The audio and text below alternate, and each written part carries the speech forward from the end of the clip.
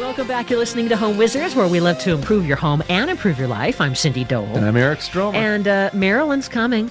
Oh, yeah, she's coming. And everyone's the old mother-in-law. And the young mother-in-law. Yes, and delightful. And we have relatives coming soon as well. And no matter what's going on in your world as we're getting ready for, Thanksgiving, you're thinking, company's coming, and we'd love to have the house look great, right? And you're going to be hosting parties, and so you're looking around your house and you're starting to go, oh, that's wrong. Oh, that's wrong. Sure. And now, wouldn't you say, Mr. Contractor, that this may not be the time to think... This may not be the time to get into, a major bathroom remodel, but it may be the time to consider the guest room as now, not your office or exercise room, but your mother-in-law's sleeping quarters, right?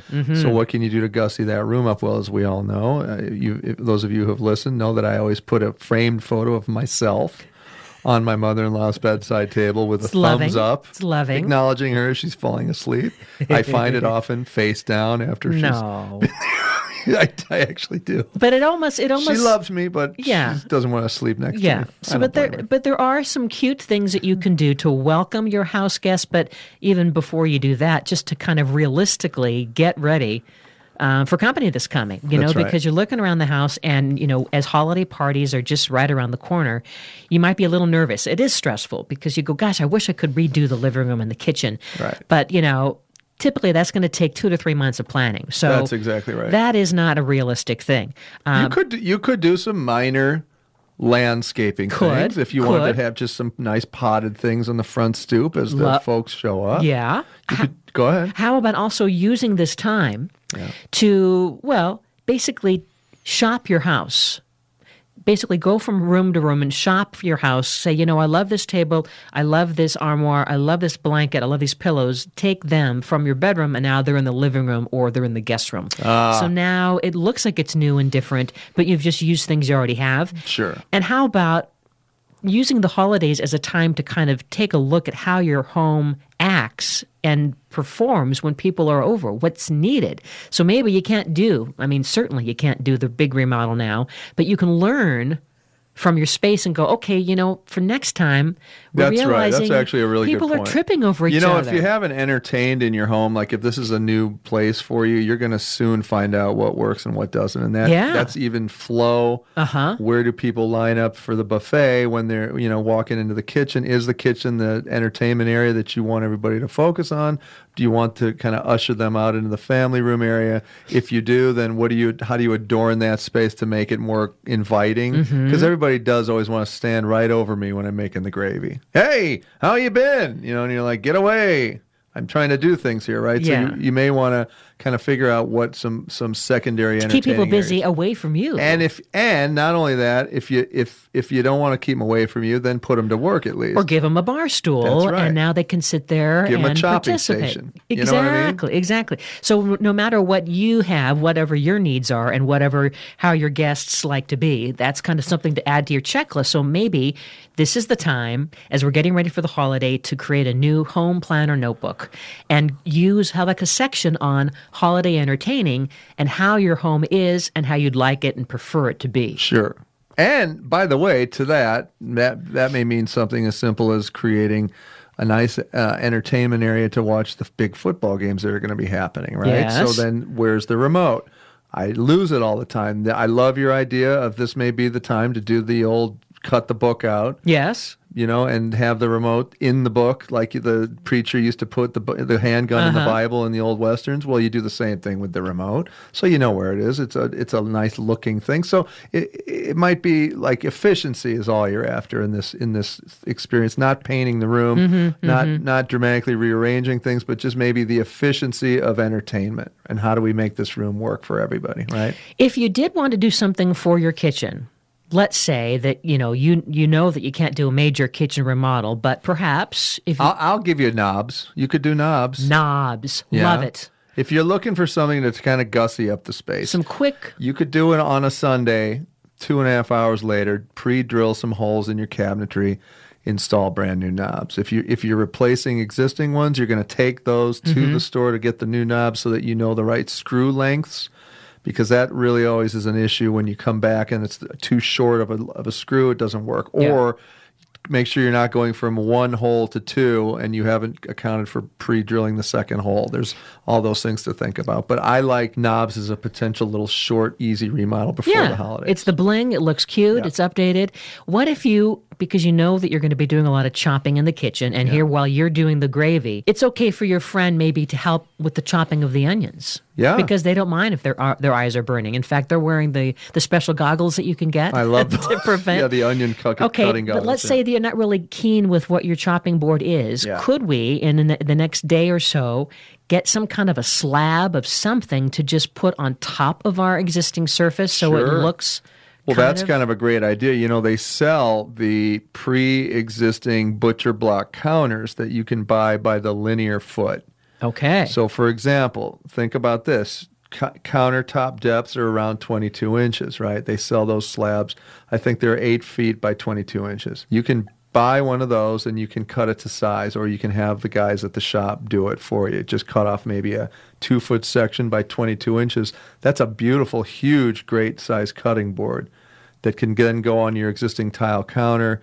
Gives you secondary area to chop, and it's a really big, substantial thing. So it looks awesome. So it just kind of sits right over your existing right over the thing. existing counter. Right? See, how sneaky is that? How sneaky is that? And that's probably going to be very similar to buying one of the fancy ones at Williams-Sonoma or something for $1 zillion.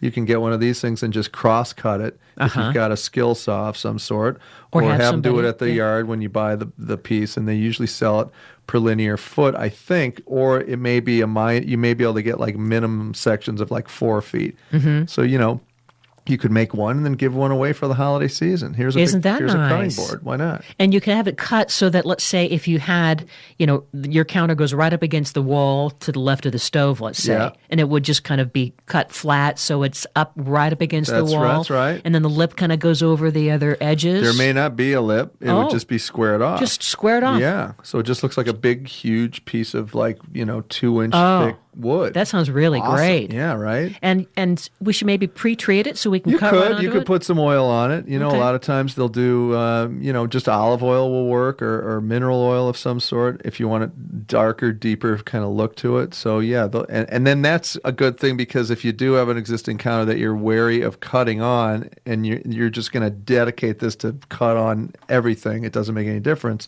You don't have to baby it too much. Okay. Right? Okay.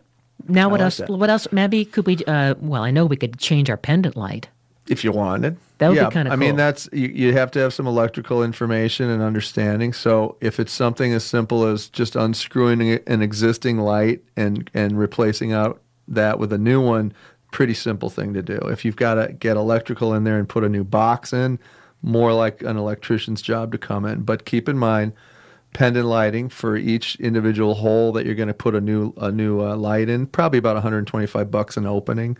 So if you needed two, that's $250 if you want to just pay somebody to do it. Okay. Versus, if it's an existing light, swapping it out is just the cost of the light and then your labor. And then again, getting comfortable with the electrical panel. Whenever you're doing electrical, you got to make sure all the power's off in the areas that you're working in.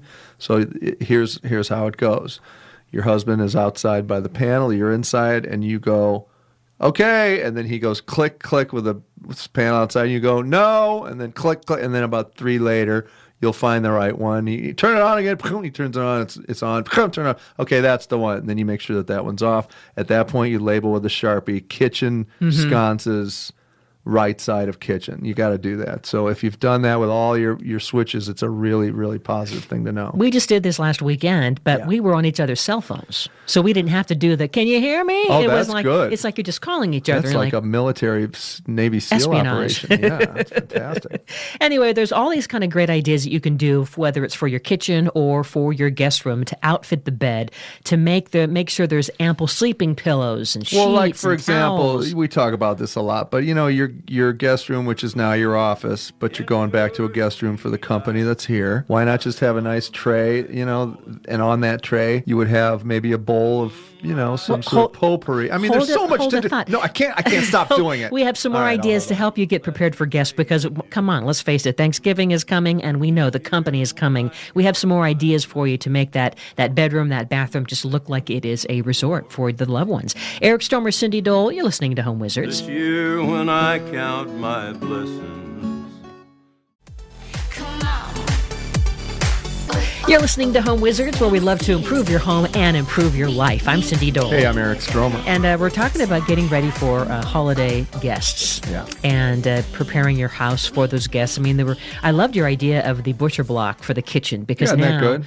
You know, without doing a full-blown kitchen remodel and also changing the knobs, a couple little things, maybe changing dependent lights. And you know, I might even give you a painting an accent wall. You could do that if you like your dining room, for example. Yeah. If you wanted to kind of gussy up that eating area and just do one little bold splash of color, you could paint that wall. We just painted our front door. I noticed when I walked in, and but I thought I was at the White House. I'm sorry, but it was formal and awesome. It's a glossy black. I wanted it to look like a piano, but I noticed, and you probably are too kind to not tell me, but it needs a couple more coats, I think. It looks too sheer. I can see through it.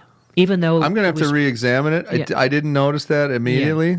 What I did notice is that it was dramatic and new, and I thought it looked fantastic. Yeah, and it's also a little swollen. You know how doors can swell. As a matter of fact, I feel I'm underdressed to be here. That's how much it improved. So, but the bottom line is we painted that door on the hinges. We didn't take it off. You don't have to take it off. We taped it, and I helped, and we used a high gloss. We put 2 coats on, but I feel it's a little translucent. I'd like it to feel a little thicker, so we're going to do one more coat before the holidays. So now, if you do one more coat, may I suggest using a very, very minor abrasive sandpaper just to give it one tiny little sand, just almost tiny, almost like you're just rubbing a rag over it. Really? What that's going to do is take some of the brush marks out of it. Thank you. So when you go back over it with your last coat, it'll feel like it's virgin, right? It'll be like someone sprayed it with butter love. See, okay. Yeah. Shea butter. Shea butter, fresh shea butter love. Yeah, so that'll rectify that situation. Okay, but I don't know if you even need a second coat. Well, take another look. You tell me. But hey, so for instance, as we're getting ready for house guests, why not welcome them with a nice new front door? And by the way, I polished the kick plate. It's a brass kick plate. Yeah, looks like brand new. Brand new. And then we bought new hinges. It was very inexpensive. You did? New little brass for the door. Yeah, because they'd gotten kind of icky. So you bought the new ones. Same size. And it's shiny and looks great. And anyway, so that's something you could do to get ready to welcome holiday guests. Yeah. But what about that guest room, the bedroom? Yeah, right? See, and again, most of us use those rooms for other things. It's an office. And then when the folks come back, either your son or daughter from college, or, and then you say things like, "You're not going to live here, are you?" You don't have a job? You're not supposed to say that until maybe day 2 or 3. Right. Exactly. Don't you think you ought to, have you talked to any of your friends, honey? Oh. Don't you think you want to try and get a job? Oh, no. That's sad. Anyway, the room, which is generally used for something altogether different than its intended use, which is a guest room, can be gussied up a little. So let's say your sister's coming from Tampa. Not that you have one. I'm just using that as an example. And she's got 3 kids. You might have to have an air mattress, one of those blow-up air mattresses that you could either buy, or you could probably rent a roll-away bed of some sort. Even just bring a single bed mattress off of another room's bedroom. Mm-hmm. Whatever you need, you want to contain them all in one room. Oh, you do? Well, yeah. I mean, you don't want to get them all crazy in every room. So if you can, it's almost like, think of it as like a friendly prison cell. It's camping. It's camping. But blow-up mattresses are great. We've got a couple of those because, folks that have their kids showing up, it's just easier to contain them in one space. But having said that room, if it wants to be something a little more formal, why not turn it into sort of a spa-like room? So you can have like I was talking about before, maybe a bedside table with a nice candle, maybe even provide a little alarm clock for them, or some hand towels or delicious chocolates before they go to bed at night. All their favorite books. All their favorite books. What who knows? You'll know better. It's your sister, what she wants.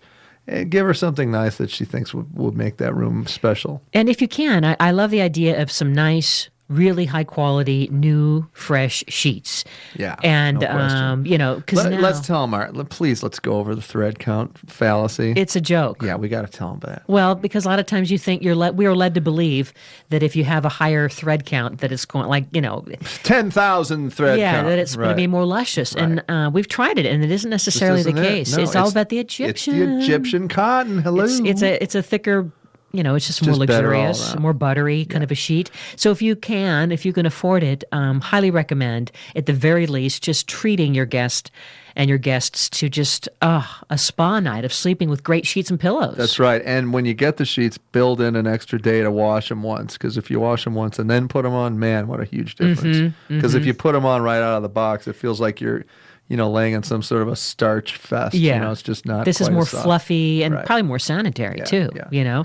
And don't forget too to you could use not only cotton or linen sheets that have been starched and ironed. Yeah. I have some friends that iron. No, they don't. Their sheets. Really? I Way know. too much free time. It's a little. I know. I could never do this. I can't imagine. But they are. I'm proud of them if they can do it. They That's want great. that hotel crispness, and they can't sleep without ironed sheets. Wow. I know. It's kind of like Maybe, a who fetish. are these people? I've got to go talk to them. It's not a close friend, but it's an acquaintance friend, and Right. and when they shared that, I'm like, wow, that is really discipline. That's right. That's right. That is. And then also too, this would be a great time, before the guests come, if you've got some down quilts that are, folded up and put away or on another bed, put them out in the sun for a couple hours before they show up. It really elevates, it gives that lift, that loft to the down. It fluffs it back up again. It's just a real simple trick to get the down quilt back. How about closet and drawers? Because a lot of times when guests arrive, at least for us, when we have our guest room, that's kind of like our spare closet, and it's packed with other things. Yeah. This is a time now to maybe take some of your spare, like the other seasons. You mean my Hot Wheels? Well, from 7th kids' grade. toys or other things, maybe holiday dresses that you never wear, or heavy coats. Maybe if you could take them out to give your guests a little area, like a foot at least. Sure. And if it's too overwhelming and you don't want to get into the cleaning or the organizing of your closet before they come, just get a rolling rack. And you have one of those racks. I do. And when it's not in use there in a bedroom, for example, for guests, it's great for laundry. It's in the laundry room. Yeah. And how much did that cost you? Like $100? $25. Oh, $25? 74, somewhere between 20 and 5,000. Okay. No, I'm kidding. I think it's around $50. It's for sure under 75. Yeah. And what a great deal, because it's about 6 feet long or so. Yeah. Very easy to assemble, and then it's collapsible if you need it to be. And then on wheels. I just leave it in the laundry room, so when I wash the clothes that don't need to be dried, I can just hang them right up. And when I've had some professional closet organizer folks come, or when we've done photo shoots and we've been helped with some of our clothing, a lot of these folks, these stylists, they take them with them in their cars, and they put then on this rack all the different outfits so that you look great for your photo or whatever. And so you can then become your own stylist and use this as a way to it's the overflow, to take things out of your closet and see what you want to either put back in or what you need. But please don't use it as an excuse to hang on to the stuff from 1977 that doesn't fit anymore. No. You got to purge anyway. Yeah, good idea. How about also for bathroom essentials? To kind of clear the space for their own toiletries. Who doesn't love a lovely hand soap? Or a fancy shea, like to your point, a fancy shea butter custom soap that is just there. It smells like vanilla, maybe. I don't know. Some of those hotel kind of spa, luxuries that you could have that are right there in a little basket or a little bowl. Special shampoo, unusual perfume and cologne. All those things. And if they have allergies, it might be a good idea too to give them some kind of a hypoallergenic soap. You might even give them some shots while they're sleeping. This is a full service. Don't hold still. It's natural. I just have to give you this injection.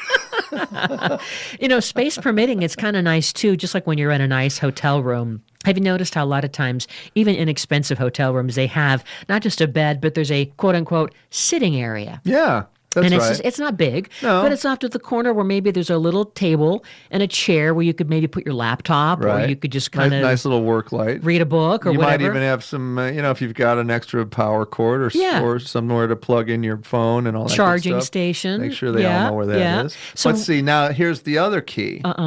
You don't want to make it too cozy because they may end up staying longer than you hoped. No, they have a return plane ticket, and it's expensive to change those things. That's a very good point. Just keep reminding them that. Put a placard over the bed. It's very expensive. Don't forget, very expensive to make airlines. Plus, they charge extra for luggage. Yeah, it gets really, it's horrible. Really terrible. I don't think she'd even come. But why not have a nice little chair and a throw, a nice little blankie, and maybe even, a little radio for the morning news and the, of course, Home Wizards. Or a white noise machine if you have a loud family like I do. Yeah. 2 drum Ocean sets sounds. and 5 kids and 300 other things. Yeah. Just gentle ocean sounds. Yeah. Desk supplies, too. That's something that you see a lot in hotels. I mean, basically take a cue from Who knows? hotel. They might pen their memoir in your guest room. I love it. I know. So you just have like on the table, stock it with maybe some pens and note cards and, maybe even some movie theater passes. Get out of here. How about treating them this is getting a little gift card? They're gonna stay I know. Too long. Don't you're getting carried away now. I love the idea too, like if the room has wood floors, to put like a little small rug beside the bed, a little throw rug, you can get one. Well, what about a little couple of pairs luscious little slippers? Little fuzzy slippers just for them, his and hers or whatever. And then, and if it's a guy who's a little bit overweight, you can get him some male Spanx, little T-shirt, so you can squeeze the man boobs back under the shirt. Not to say you need to cut loose if you find it's just. This slender. Could help. This just kind of, it's part of the spa experience. Good. Yeah. Well, then, but if they are looking slender, you might fatten them up. We're going to give them a little more food and drink. We can put, why not have a little mini refrigerator in the room? And if you really are hungry for cash. Some pudding. Also. Well, no, you're going to charge them for the food. Like the hotel, they keep track if you just lift that little nuts. Just come in a maid outfit and say, I've got to restock your mini bar. It'll be $5.50 for those nuts that you ate from our mini, That's it. But maybe you give it to them for free. Little snacks and water and those. It's kind of fun to have a little. Those refrigerators are nothing. Those little cute mini bar fridges. I had one in college. Anyway, we'll have all that on the website for you at yourhomewizards.com. Thanks for hanging with us. We have more fun ideas. Eric Stormer, Cindy Dole. You're listening to Home Wizards.